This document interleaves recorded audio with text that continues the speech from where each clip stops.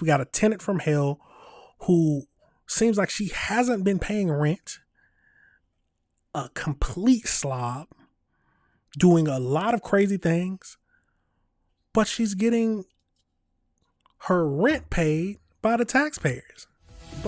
There are going to be instances where, certain bad players are doing what they shouldn't be doing. And when that happens and that is brought to our attention, we're going to move swiftly to rectify that. Tonight, the state's housing secretary is responding to a report from our NBC 10 investigators. Last month, we told you about an elderly woman fearing for her safety inside her own home. She was trapped with a tenant who she says didn't pay rent, damaged her property, and it took more than a year to get her evicted. But that is not all. Despite a pattern of behavior for more than a decade, the NBC 10 investigators found that the tenant received taxpayer rental assistance. Tonight, our Ryan Kath is staying on it and going to state leaders for answers. Ryan. Hold on. So she was doing this for more than a decade. So it's been multiple homeowners she did this to, but she's still somehow getting assistance from the state. Ryan. Priscilla, Kenyatta Saunders' history of evictions is no secret. We found a lengthy paper trail in housing court. So before approving taxpayer money, did the state miss that red flag or simply disregard it? God, I never thought this day would come. We were there when Jeanette Jackson surveyed the damage on the first floor of her Dorchester home. My Lord, could someone really live in this condition? For the past year, a person she described as a tenant from hell tormented her by complaining to city inspectors about the property, refusing to let people in to make repairs, and not paying the rent. This is the nastiest thing I have ever seen. Jackson, who lives upstairs, even took out a restraining order after she says the tenant pushed her on the basement steps. Janet? Hi, Ryan.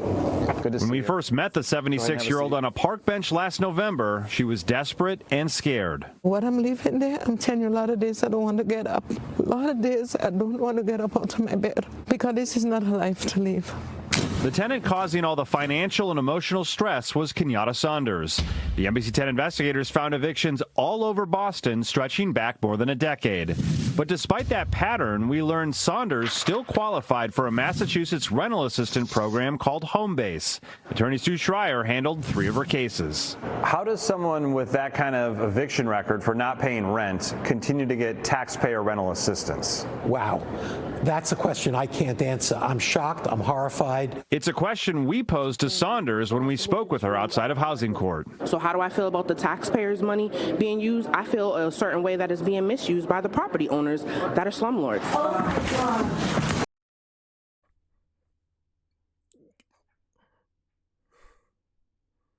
You have children living in this condition and you're complaining about that you didn't clean the apartment. You didn't let people in to fix it. You have children staying there. And you complain about you're disgusting. At the end of the day, you're very disgusting. And this happened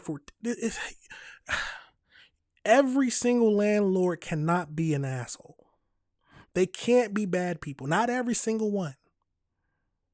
We got to look at the common denominator at the end of the day. The problem's you. And the fact that they didn't care, the state didn't even care or didn't do their research about what exactly history you have with rental properties, it just shows that the states aren't doing their job. This isn't the only questionable example we've uncovered during our investigation of professional tenants. Last year, we told you about Brian and Nicole Coombs, who received $23,000 of Homebase funding despite more than a dozen evictions on their record. I use the law, and the law helps me do what I need to do. One of the Coombs' former landlords exasperated that while he lost $95,000 and was forced to sell his renting home to get out of debt, his deadbeat tenant enjoyed the free ride for 2 years inside his property. Welcome to America. What can I say? Free everything. What is your reaction to see an example like that? That's incredibly concerning. I mean, the home-based program is broken in a lot of ways. Hayden DuBois is a public policy analyst who recently authored this study of Massachusetts welfare spending. Among the findings, DuBois highlighted a steep increase to the home-based budget over the past 5 years. I'm so tired. It says Jackson's ordeal in Dorchester raises serious questions about program integrity. How does this happen? How do we let this happen as a society where individuals like that can abuse a system that's meant to be preserved for those truly in need? Welcome, all of you. Governor Maura Healey recently appointed Juana Matias as the state's new housing secretary. That work is taking another... Before our investigation aired, an agency spokesperson declined a request for an on-camera interview. So we followed up after an event at the State House. What would you like to say to taxpayers who want to make sure those funds are going to people who need it most and aren't people that are just gaming the system? We are fully committed to program integrity. When we are made aware of instances of this nature, we take them seriously and we move quickly to rectify them. Matias told us the program helped 12,000 families avoid homelessness last year and believes stories like the Dorchester nightmare we highlighted are not the norm. At the same time, we're going to make sure that if there are ways that we can improve internally our work to be able to prevent this from happening, that we do that as well. Now, I do think I like to believe that this is not the norm because I'm a very positive person. So I don't want to think that the majority of people using the program are bad people who are just trying to con the system. But it is people trying to con the system.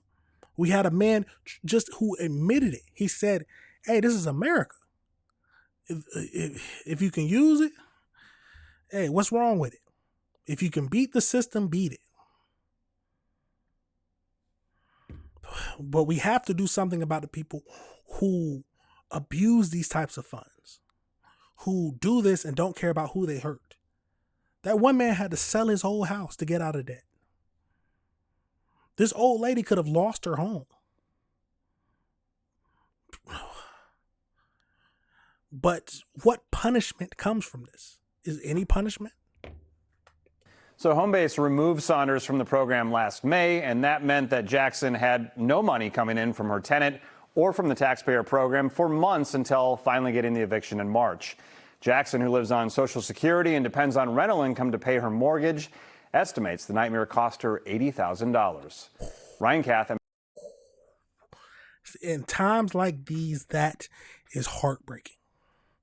But some people say that it's worth, I don't know. Some people will be like, it's worth having these few people who have it to have these programs. Yes, I think it's worth having these programs, but I think we need to take these cases very seriously. We cannot just idly by and let it happen. We cannot just let them go when they're found out. They need to be punished heavily for what they did. But how would you punish them? Jail time, fine. That one lady who was the first topic of this whole video, she had children living in that nasty house with rats and didn't care. Where is child services? Where are the people who truly care about the people who need to be helped? That old woman was just trying to be a good person and a tenant. She offered to try to get stuff fixed. She wouldn't let her in the house. Something has to be done. No, but there was no checks at all. If you would have just done a little digging on her background, asked places where she went to stay, interviewed the people she was with, or the people where she stayed at, you would have learned about what she does. Never pays rents, complains, shows a pattern of this whole process. And it could have avoided this older woman going through such heartache.